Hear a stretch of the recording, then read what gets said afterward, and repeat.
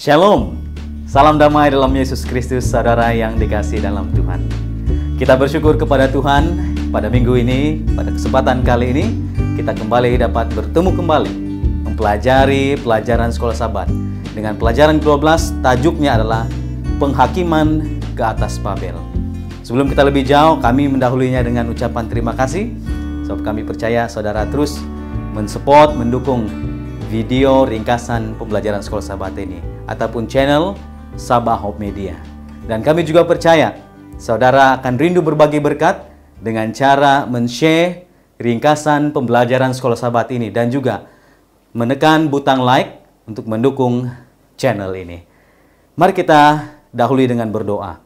Dimanapun saudara berada pada saat ini, saya undang saudara untuk berdoa. Mari kita berdoa. Bapa kami, Tuhan kami yang bertakhta dalam kerajaan sorga, betapa kami bersyukur dan berterima kasih kepadamu, sebab kali ini kami sekali lagi diberikan kesempatan untuk mempelajari suatu topik yang penting dalam kehidupan kerenihan kami.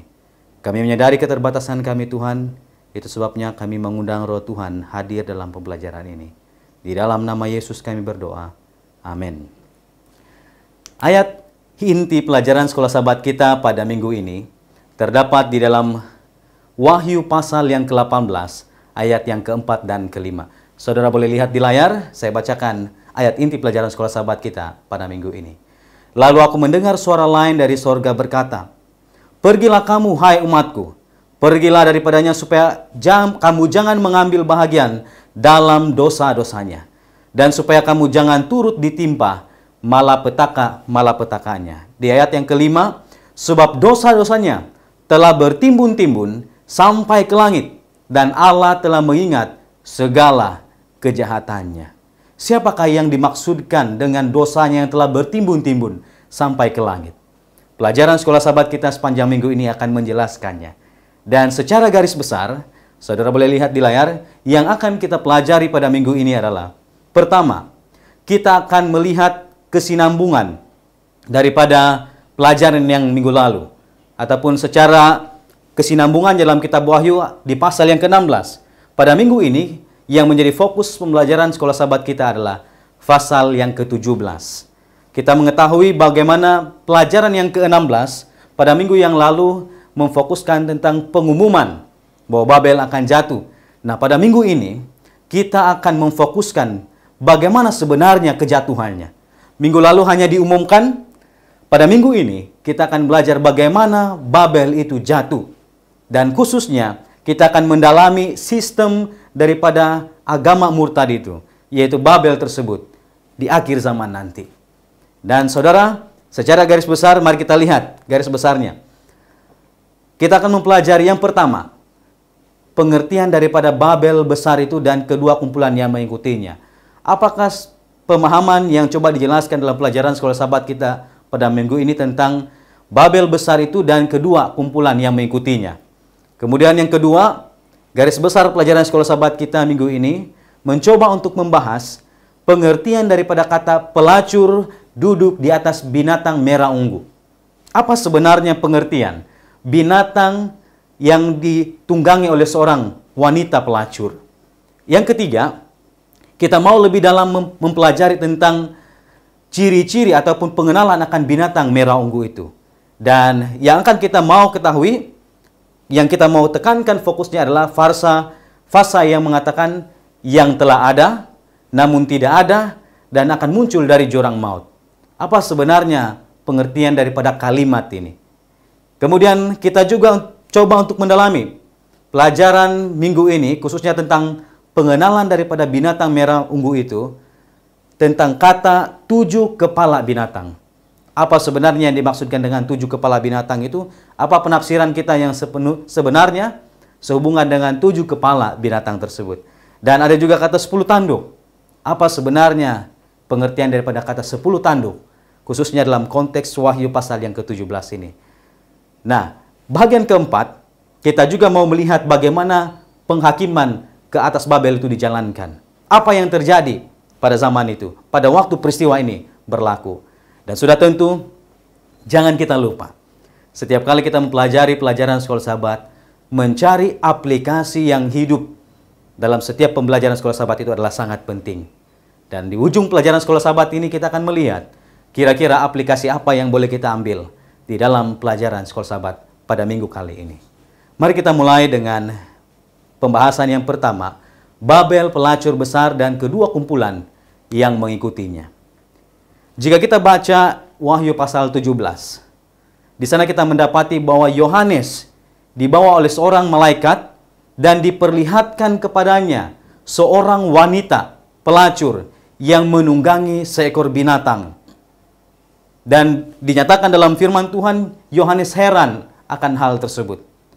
Ada kata perempuan pelacur, ada kata binatang. Dan lebih jauh lagi dijelaskan ciri-cirinya memiliki 7 kepala dan juga 10 tanduk. Apa sebenarnya pengertian daripada kata ini, saudara? Kita mendapati di dalam pelajaran sekolah sahabat kita mengatakan wanita suci sering menggambarkan gereja yang benar. Ini kita dapati dalam Wahyu pasal 12 ayat yang pertama dan juga Wahyu pasal 22 ayat 17. Wanita sering digambarkan dengan gereja ataupun dengan umat yang benar. Nah, bagaimana dengan kebalikannya, perempuan sundal? Perempuan sundal menggambarkan gereja yang murtad. Ayat rujukannya saudara boleh lihat di layar. Saya tampilkan di sana. Yeremia 3 ayat 1 hingga 8 dan juga ke-20. Kemudian Yeskiel pasal 16 ayat 26 dan 27. Yesaya 50 ayat 1 dan selanjutnya. Ada banyak rujukan dalam kitab Perjanjian Lama dan juga Perjanjian Baru. Melalui ayat ini kita mendapati pengertian daripada perempuan sundal adalah gereja yang murtad ataupun umat Tuhan yang murtad. Nah, disampaikan juga dalam pelajaran sekolah sahabat kita, wanita yang murtad ini bergantung kepada kedua kumpulan yang mengikutinya. Ini memberikan kita gambaran bagaimana kehidupan daripada Babylon purbakala. Dinyatakan dalam pelajaran kita minggu yang lalu bahwa Babel itu bergantung kepada sungai Efrat yang melambangkan sekutunya, yang mendukungnya. Nah, Babel yang akan kita pelajari khusus pada minggu kali ini, ia juga bergantung kepada kedua kumpulan yang mengikutinya. Siapakah kumpulan yang mengikutinya? Kumpulan yang pertama, Wahyu pasal 17 menjelaskan adalah kumpulan raja-raja di bumi ataupun kuasa politik yang memerintah. Dinyatakan dengan jelas bahwa raja ini, kumpulan pemerintah kuasa politik ini terlibat dengan hubungan perzinaan dengan Babel besar itu. Apakah pengertian terlibat dengan perhubungan zina dengan Babel besar itu? Pelajaran sekolah sahabat kita, saudara yang dikasihi dengan Tuhan, jelas menyatakan bahwa hubungan perzinaan antara raja-raja di bumi dengan pelacur itu melambangkan penyatuan haram antara Babel akhir zaman dengan kuasa politik yang memerintah.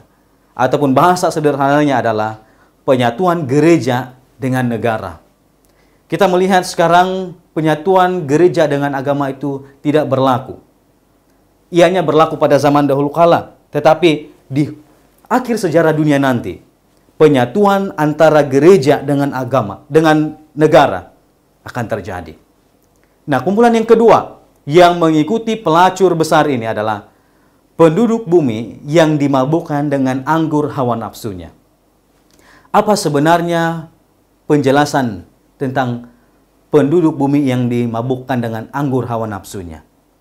Anggur di dalam Alkitab, bahkan dalam pelajaran sekolah sahabat kita dengan jelas menyampaikan bahwa anggur itu adalah doktrin yang salah. Jadi dengan kata lain, ketika mereka dimabukkan dengan anggur hawa nafsunya, itu memiliki pengertian bahwa mereka dimabukkan dengan pemahaman tentang Babylon tersebut. Di mana pelajaran sekolah sahabat kita menekankan mereka dimabukkan dengan pemahaman bahwa Babel, kerajaan itu akan dapat membantu mereka, akan dapat melindungi mereka. Lebih jauh lagi, ketika kita membaca Wahyu pasal 16 hingga Wahyu pasal yang ke-18, sebenarnya kita mendapati berbagai sedikit kebingungan sebenarnya. Khususnya sehubungan dengan image-image yang bertukar dan berlainan. Tetapi jika kita baca dengan teliti, kita mendapati bahwa ianya boleh diselesaikan. Ianya boleh dipahami dengan lebih jelas. Nah, sebagai contoh, di dalam kitab Wahyu, pasal 17 ayat 9 dan 10. 7 kepala binatang, ya, sama dengan 7 gunung ataupun 7 raja. Di tempat yang lain juga dikatakan pelacur besar itu sama dengan wanita yang menunggangi binatang.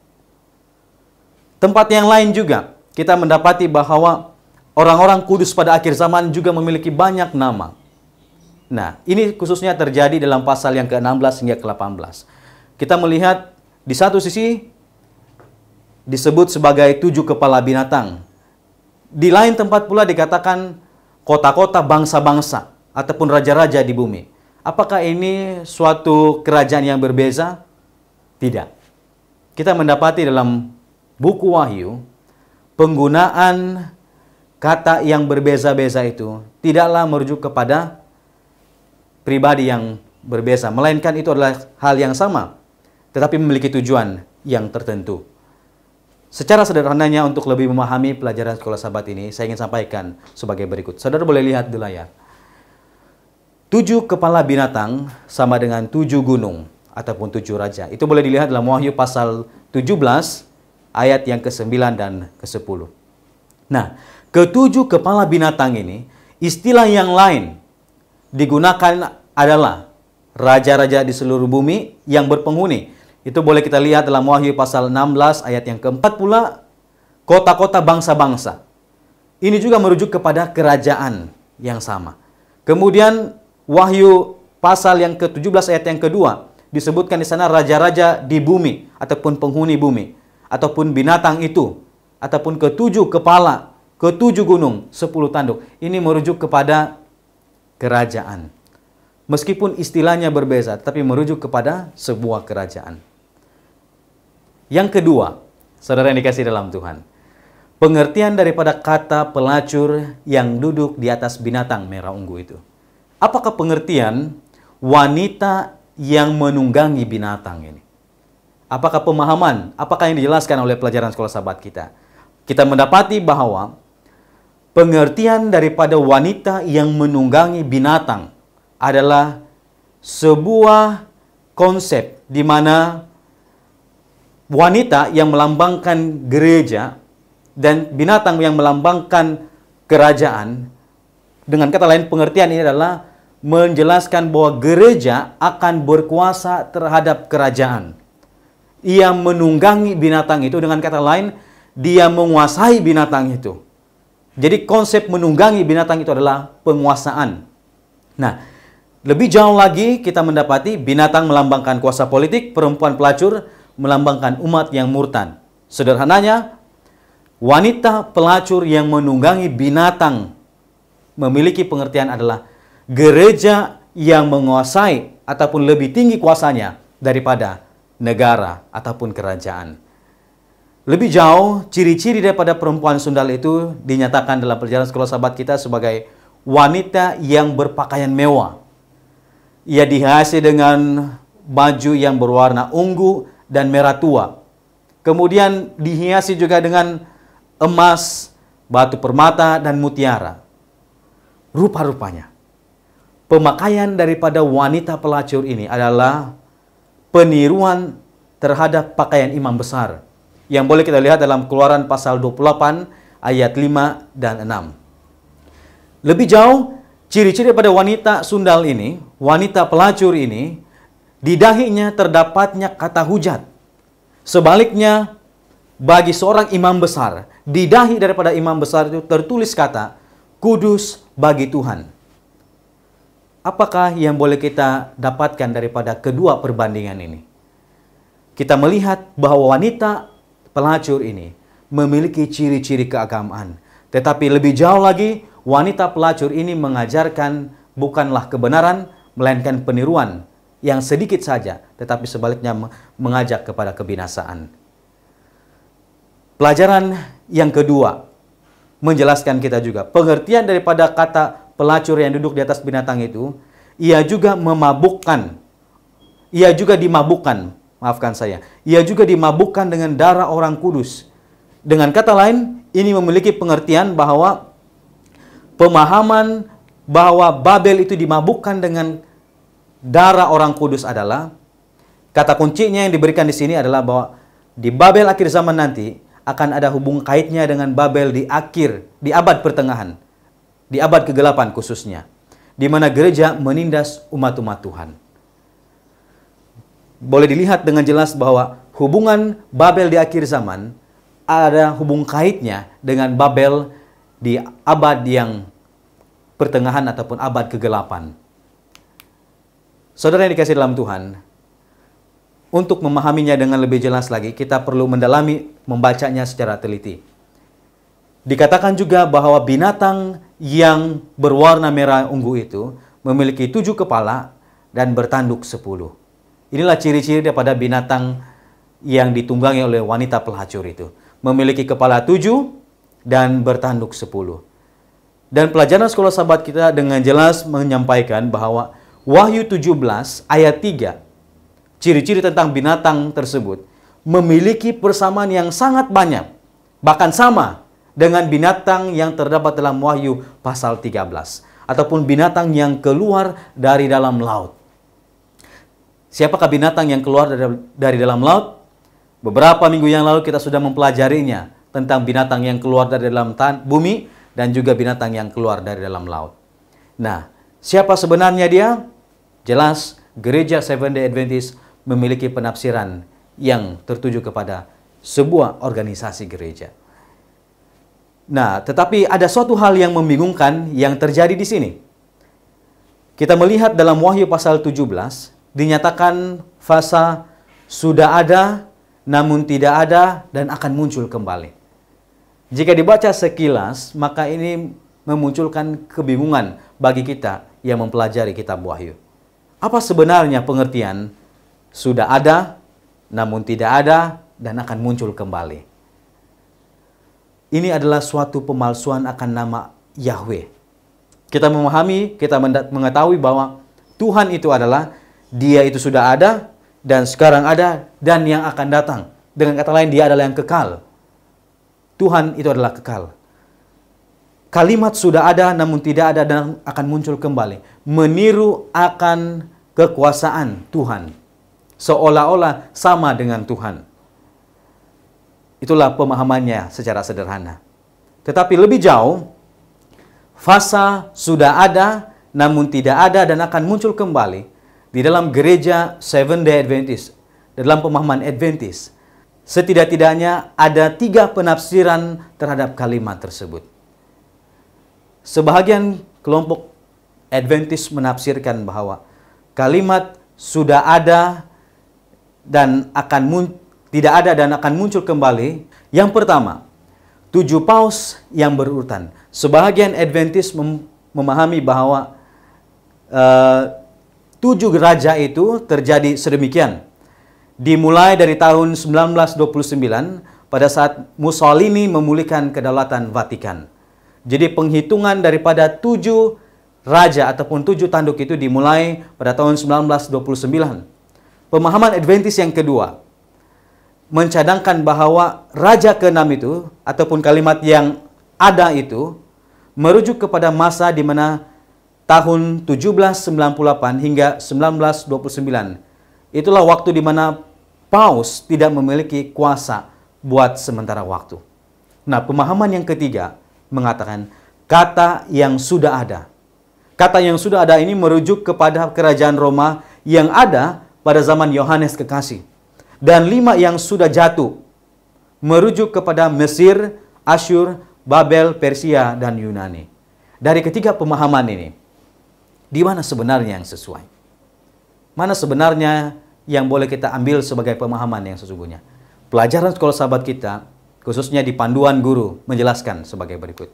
Untuk memahami di manakah sebenarnya penafsiran akan ke-7 tanduk itu, panduan guru dalam pelajaran sekolah sahabat kita memberikan kita penjelasan sebagai berikut. Kita perlu memahami yang disebut sebagai penglihatan dan penjelasan. Ketika seorang nabi ataupun rasul mendapatkan penglihatan dari Tuhan, tidaklah hanya tiba di penglihatan saja, tetapi ada step yang selanjutnya yang disebut sebagai penjelasan. Nah, sering penglihatan itu, saudara boleh lihat di layar, penglihatan itu adalah Nabi boleh dibawa kemana-mana saja. Nabi boleh dibawa di hujung sejarah dunia ini dan di tempat yang dia tidak pernah kunjungi. Sedangkan penjelasan, sesudah Nabi itu mendapatkan penglihatan daripada Tuhan, ianya akan disusuli dengan penjelasan. Penjelasan senantiasa datang pada masa, tempat, dan keadaan daripada Nabi tersebut. Sebagai contoh, untuk lebih jelas memahami apa yang coba saya sampaikan, kita boleh melihatnya dalam Daniel pasal 2. Dalam cerita Daniel pasal 2 dijelaskan Raja Nebukadnezar bermimpi dan dia dibawa kepada suatu penglihatan akhir sejarah dunia ini. Dan kita tahu dengan jelas cerita itu menyampaikan kepada kita Raja Nebukadnezar bingung. Dia bingung akan mimpi yang dia dapatkan. Kemudian tibalah bahagian di mana Daniel menjelaskan. Bagaimanakah cara Daniel menjelaskan mimpi ataupun penglihatan yang dilihat oleh Raja Nebukadnezar? Dia mulai dengan zaman raja itu. Dimulai dengan Raja Nebukadnezar, di mana ada kalimat, Tuankulah kepala daripada patung itu. Dengan berpandukan cerita Daniel pasal 2, dan kita boleh baca di Daniel pasal 7 kelanjutannya, kita mendapati bahwa setiap kali Tuhan memberikan penglihatan ataupun nubuatan yang rumit, ianya akan disusuli dengan penjelasan. Dengan berpandukan dua hal ini, penglihatan dan penjelasan, maka kita akan dapat mengoreksi ataupun dapat melihat di mana sebenarnya penafsiran Adventist sehubungan dengan tiga penafsiran sebentar tadi. Nah, mengapa penglihatan dan penjelasan itu diperlukan? Sebelum kita menjawab di manakah penafsiran Adventist yang sesungguhnya. Mengapa penglihatan dan penjelasan itu diperlukan? Para nabi biasanya tidak memahami sesuatu wahyu melalui penglihatan saja. Melalui penglihatan saja mereka tidak akan memahami. Penjelasan adalah perlu agar nabi ataupun rasul itu memahami wahyu yang diberikan kepadanya. Oleh karena penjelasan itu diperlukan untuk kebaikan nabi tersebut, maka penjelasan itu sering didasari dengan kemampuan daripada nabi itu. Didasari dengan keadaan tempat, masa, dan keadaannya. Tidak Tuhan memberikan di luar batas daripada kemampuan nabi tersebut. Biasanya sering diberikan dengan konteks ataupun sesuai dengan budaya. Dengan kata lain, dengan berpandukan pemahaman penglihatan dan juga penjelasan, kita memiliki pemahaman bahwa di manakah sebenarnya posisi pemahaman Adventist sehubungan dengan ketujuh tanduk itu. Dengan kata 5 sudah jatuh dan kemudian ada yang ada dan kemudian yang akan datang. Saudara boleh lihat di layar, inilah yang coba dijelaskan oleh pelajaran sekolah sahabat kita sehubungan dengan 7 tanduk itu. 5 yang sudah jatuh itu, jika dibawa kepada pemahaman prinsip penglihatan dan penjelasan, maka kita tiba kepada kesimpulan bahwa 5 yang sudah jatuh itu adalah kerajaan yang sebelum Yohanes Kekasih muncul, yaitu kerajaan Mesir, Asyur, Babel, Medo-Persia, dan Yunani. Nah, yang ada, kalimat yang ada di sini, ataupun raja yang keenam, merujuk kepada kerajaan Babel yang ada pada zaman Yohanes Kekasih. Sedangkan kalimat yang akan datang, ataupun raja yang ketujuh, merujuk kepada kerajaan Roma Kepausan, ataupun binatang dalam Wahyu pasal 13. Dan juga raja ke-8, yang muncul daripada kepala yang ketujuh juga. Sama dengan kepala yang ketujuh. Pertanyaan selanjutnya, siapakah 10 tanduk itu? Pelajaran sekolah sahabat kita menjelaskan bahwa ianya tidak diberitahukan siapa mereka, tetapi mereka ini akan berkuasa dalam jangka masa pendek sebelum kesudahan dunia. Mereka inilah yang akan membantu Babel, pelacur besar itu, untuk merealisasikan perencanaannya, untuk memutarbalikkan kebenaran itu. Nah, sejurus sebelum kesudahan dunia ini terjadi, Babel akan dihakimi. Bagaimanakah penghakiman itu terjadi? Ketika bangsa-bangsa yang pada awalnya berpihak kepadanya, yang pada awalnya mendukung perancangan daripada Babel ataupun pelacur besar itu. Sekarang mereka melihat bahwa Babel tidak mampu berbuat apa-apa kepada mereka. Akhirnya, dalam pelajaran sekolah sahabat kita dengan jelas mengatakan mereka ini memakan dagingnya. Bahkan dikatakan juga membakar. Apakah maksud membakar di sini? Pelajaran sekolah sahabat kita mengatakan hukuman membakar wanita itu sering diberikan kepada anak daripada seorang imam. Anak seorang imam yang kedapatan melakukan perzinahan. Saudara yang dikasihi dalam Tuhan, penjelasan daripada buku sekolah sahabat kita, jelas kita dapati bahwa sebelum penutupan sejarah dunia ini, Satan bersama dengan sekutunya akan melakukan perang Harmagedon. Apa sebenarnya yang dimaksudkan dengan Harmagedon? Har dalam bahasa Ibrani merujuk kepada gunung. Dengan kata lain, Harmagedon adalah gunung Megiddo. Itu jika ditafsirkan secara sederhana, secara literal. Tetapi jika kita bawa kepada keadaan konteks pada waktu itu, kita mendapati bahwa sebenarnya tidak ada gunung di kawasan Megiddo. Jadi kata Harmagedon tidaklah benar ditafsirkan sebagai gunung Mageddo. Sebaliknya, Kamus Alkitab Anchor Bible Dictionary menyimpulkan bahwa penjelasan terbaik untuk kata Harmagedon ialah mengaitkannya dengan gunung yang dekat dengan perairan, dengan lembah dan kota Megiddo, yaitu Gunung Karmel. Apa yang terjadi di Gunung Karmel? Di Gunung Karmel lah terjadinya pertempuran di antara Elia dengan nabi-nabi palsu. Ataupun dalam bahasa lebih dalamnya lagi, disinilah terjadinya pertentangan di antara benar dan yang jahat. Jadi dengan kata lain, ketika terjadinya perang Harmagedon di akhir sejarah dunia ini adalah istilah tentang akan adanya pertempuran di antara Tuhan dengan Satan di akhir sejarah dunia ini. Pelajaran sekolah sahabat kita pada minggu yang lalu menjelaskan, dan juga minggu ini menghubung kaitnya semula.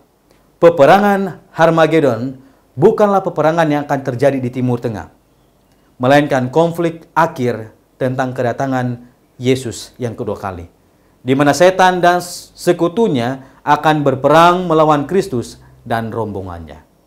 Jadi jelas dinyatakan di sini bahwa perang Harmagedon itu adalah perang bukan yang terjadi di Timur Tengah, melainkan perang yang terjadi di antara Tuhan dengan sekutunya dan kemudian iblis dengan sekutunya. Dari pelajaran sekolah sahabat yang kita lihat sebentar tadi, yang kita pelajari bersama-sama, sudah tentu saya melihat dan saya sendiri menyadari ada berbagai pemahaman yang masih dibatasi, masih banyak hal yang tidak dapat kita pahami dengan jelas. Tetapi saya merindukan aplikasi ini boleh kita ambil, khususnya dalam pelajaran sekolah sahabat pada minggu ini. Apa kira-kira aplikasi yang boleh kita ambil daripada pelajaran ini? Yang pertama, saudara boleh lihat di layar. Saya tuliskan sebagai berikut. Sebagai umat Tuhan yang setia, kita memiliki tanggung jawab untuk memanggil umat Tuhan yang lainnya keluar daripada Babel itu. Kita mendapati dengan jelas firman Tuhan mengatakan di Babel itu terdapatnya umat Tuhan. Dan Tuhan merindukan agar mereka dipanggil keluar daripada Babel tersebut. Kemudian kedua, aplikasi rohani yang boleh kita ambil daripada pelajaran sekolah sahabat kali ini adalah kesadaran bahwa Babel akhir zaman pada luarannya mempunyai wajah Kristen tidak seharusnya menuntun kita untuk ditipu tentang sifatnya sebagai musuh akhir zaman Tuhan. Namun pada masa yang sama, walaupun ianya akan menjadi musuh Tuhan di akhir zaman nanti, kita hendaklah mencontohi sifat Yesus. Apa sifat Yesus? Walaupun golongan fanatik menentang misi Yesus, dia senantiasa berbaik dengan wakil-wakil individu kelompok tersebut. Ini dicatat dalam Lukas pasal yang ke-6 ayat yang ke-15 dan Markus pasal 12 ayat yang ke-28 hingga ke-34. Demikian hendaknya kita memiliki sifat yang sama terhadap kelompok yang suatu hari nanti akan menjadi musuh Tuhan. Pada zaman ini, pada saat ini di mana kita hidup, kita mengetahui suatu hari nanti kelompok ini yang kita telah pelajari bersama-sama akan menjadi musuh Tuhan. Tetapi hendaklah kita meneladani sifat Yesus Kristus, bagaimana Dia tetap senantiasa berbaik dengan wakil-wakil individu tersebut. Saya menyadari masih banyak hal yang perlu kita pelajari dalam pelajaran Sekolah Sahabat ini.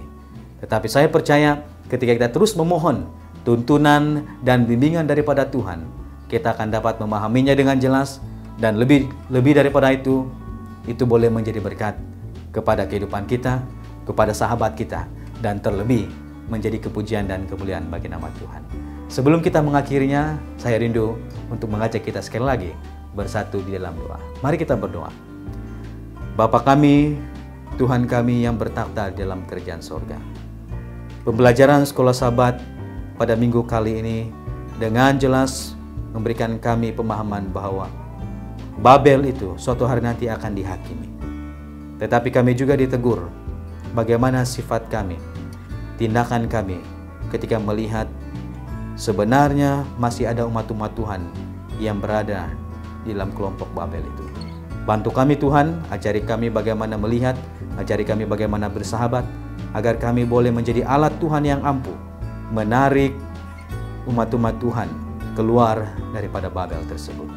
Terima kasih karena Tuhan juga memberkati sahabat kami, saudara mara kami yang terus setia mengikuti ringkasan pembelajaran Sekolah Sahabat ini, dan juga tetamu kami yang baru pertama kali mengikuti ringkasan pembelajaran Sekolah Sahabat ini. Kiranya berkat Tuhan terus menjadi bahagian buat kami. Kami serahkan doanya dalam nama Yesus, Tuhan dan Juru Selamat kami. Amin. Terima kasih dan Tuhan memberkati.